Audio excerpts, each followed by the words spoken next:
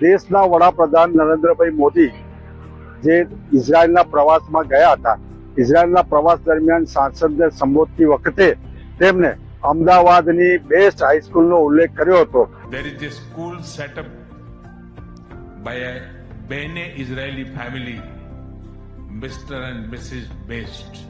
આ સ્કૂલનો ઉલ્લેખ શા માટે કર્યો હતો અને આ બે સ્કૂલ કેટલા વર્ષોથી ચાલે છે, આવો જાણીએ એમના જ સંચાલકો પાસેથી.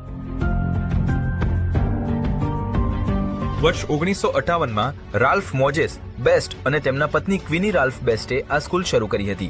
તે સમયે માત્ર 6 રૂપિયા ફી હતી. તેઓ માનતા હતા કે શિક્ષણ માત્ર અમીરો માટે જ નહીં પણ ગરીબ બાળકો માટે પણ હોવું જોઈએ. उनको लगा कि मणिनगर में कोई इंग्लिश स्कूल है नहीं, तो उन्होंने अपने हस्बैंड से बात की, मिस्टर मेरे father in law Ralph best से, क्यों कुछ नहीं करें, क्यों यहाँ पे हम चालू नहीं करें, हमारे यहाँ पे जो बच्चे हैं उनको क्यों इंग्लिश मटेरियल ये नहीं मिलना चाहिए एजुकेशन. तो वैसे उन्होंने घर से चालू की, बहुत कम बच्चों से. काफी वक्त मेरे फादर इन लॉ उनको पिकअप करते थे, उनके गाड़ी में छोड़ने जाते थे.